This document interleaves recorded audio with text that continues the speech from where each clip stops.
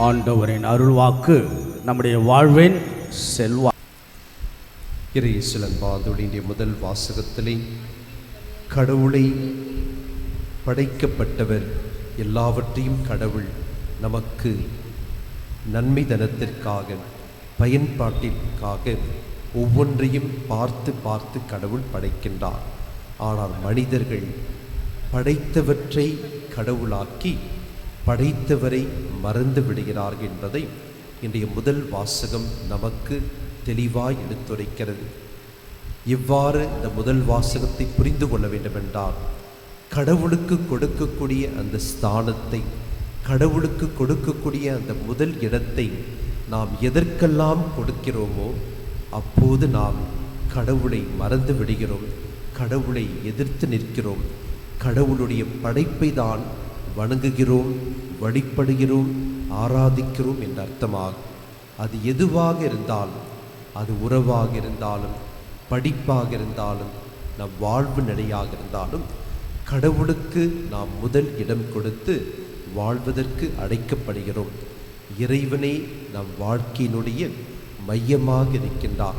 அந்த இறைவனை மறந்து பொருட்களையும் மற்றவற்றையும் நாம் முக்கியத்துவம் கொடுத்து வழிபடும்போது இறைவனை நாம் எதிர்த்து நிற்கக்கூடும், இறைவனை மறந்து விடக்கூடும் என்பதை இன்றைய முதல் வாசகம் நமக்கு எடுத்துரைக்கிறது. நீரையும் காற்றையும் சூறாவளியும் வணங்கி என்ற மக்களாக மாறி கடவுளை மறந்துவிட்ட மக்களாக நாம் ஒருபோதும் இருந்துவிடக்கூடாது என்பது இறைவன் நமக்கு விடுக்கின்ற அழைப்பாகும். எடுத்துக்காட்டாக, அரை மணி நேரம் திருப்பலிக்கு நான் வந்து விடுகிறேன் என்று வைத்துக்கொள்வோம். 24 மணி நேரத்திலே அரை மணி நேரம் திருப்பலி, மற்ற 23 மணி நேரம் செல்போனை நான் பார்த்து கொண்டு இருந்தேன் என்றால், தவறானவற்றை நான் பார்த்து கொண்டிருந்தேன் என்றால், தவறான காரியங்களை என்னை உட்படுத்தி கொண்டிருந்தேன் என்றால், அந்த தவறான காரியம்தான் நமக்கு கடவுளாக மாறிவிடும்.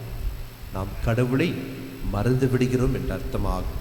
எனவேதான் பவுலடிகளார் எதை பேசினாலும் எதை செய்தாலும் ஆண்டவர் இயேசுவின் பெயரால் செய்யுங்கள், ஆண்டவர் இயேசுவை உங்கள் கண்முன்னே வைத்து நடந்து கொள்ளுங்கள் என்று அருமையாய் சொல்வதை நாம் நினைத்து பார்க்க வேண்டும். இன்றைய நற்செய்தி நிலை வாழ்வையும் இறுதி தேர்வையும் பற்றி பேசுகிறது. கடவுள் எந்த நேரத்திலும் நம்மை அழைப்பார், நாம் தயார் நிலையில் இருக்க வேண்டும் என்பதை நற்செய்தி நமக்கு எடுத்துரைக்கிறது. புனித பிரான்சிஸ் சவேரியார் மிக முக்கியமான புத்தகத்தை எழுதி கொண்டிருந்த பொழுது அவரோடு இருந்த சக குருக்களிலே ஒருவர் அவரை பார்த்து கேட்கிறார், கடவுள் இந்த நொடிப்பொழுதை உம்மை அழைத்து கொண்டால், மரணம் கொடுத்து உம்மை அழைத்து கொண்டால் நீர் என்ன செய்வீர் என்று கேட்டபொழுது, நான் தொடர்ந்து எழுதி கொண்டே இருப்பேன், நான் பயப்பட தேவையில்லை, இறைவனை சார்ந்து வாழ்கிறேன், பயபக்தியோடும் தெய்வ பயத்தோடு வாழ்கிறேன், எந்த விதமான கேடுகட்ட தன்மையும் நினைவும் செயலும் சொல்லும் இடத்திலே இல்லை என்று தைரியமாக சொன்னார். கடவுள் எந்த நேரத்தில் அழைத்தாலும் தயார் நிலையில் நான் இருக்கிறேன் என்று ஆணித்தரமாக சொன்னார். அந்த ஒரு தைரியம், அந்த ஒரு வாழ்க்கை நிலை நாமும் கடைபிடித்து வாழ வேண்டும். புனித பெர்னார்ட் 3 விதமான வருகை பற்றி பேசுகிறார். 3 comings. ஃபர்ஸ்ட் கம்மிங் என்பது ஆண்டவருடைய முதல் வருகை. 3 வருகை பற்றி அவர் பேசுகிறார். ஆண்டவருடைய முதல் வருகை, அவர் பிறந்தது, பர்த் ஆஃப் ஜீசஸ், அது முதல் வருகை, ஃபர்ஸ்ட் கம்மிங் என்று சொல்கிறோம். 2வது வருகை, நீதி தீர்க்க வருவார், ஜட்ஜாக வருவார், நீதிபதியாக வருவார், நடுத்தீர்வை அளிப்பதற்காக வருவார் என்று 2வது வருகை பற்றி சொல்கிறார். 3வது வருகை என்பது முதல் வருகைக்கும் இறுதி வருகைக்கும் இடைப்பட்ட நிலைதான். அவர் கூறுகின்ற 3வது வகையான வருகை, தேர்ட் கம்மிங். அதை பற்றி அவர் சொல்லுகின்ற பொழுது, அந்த இடைப்பட்ட காலத்திலே நாம் எப்படி வாழ்கிறோம், நம்முடைய செயல்பாடுகள் எவ்வாறு இருக்கிறது, நம்முடைய சிந்தனை எவ்வாறு இருக்கிறது, நம்முடைய வாழ்க்கை முறை எவ்வாறு இருக்கிறது என்பதை நாம் கருத்தாய் கொண்டு வாடும் பொழுது இறுதி தீர்வைக்கு நாம் பயப்பட தேவையில்லை என்று சொல்லுவார். இதை தான் நேற்றைய வாசகமும் சரி, இன்றைய வாசகம் நமக்கு சொல்லுகின்ற பாடமாகும்.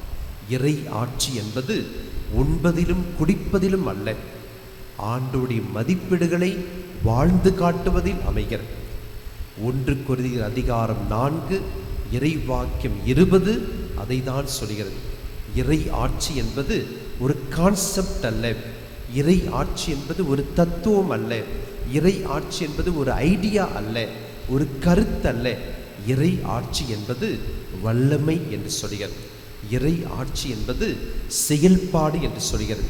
எனவே நம்முடைய செயல்கள் இறைவனை சார்ந்த செயல்களாக, நம்முடைய வாழ்க்கை முறைகள் இறைவனை சார்ந்த வாழ்க்கை முறைகளாக நாம் அமைத்து கொள்ளும் பொழுது ஆண்டவரை தைரியமாக நாம் சந்திக்க முடியும் என்பது இன்றைய நற்செய்தி நமக்கு சொல்லுகின்ற பாடமாகும்.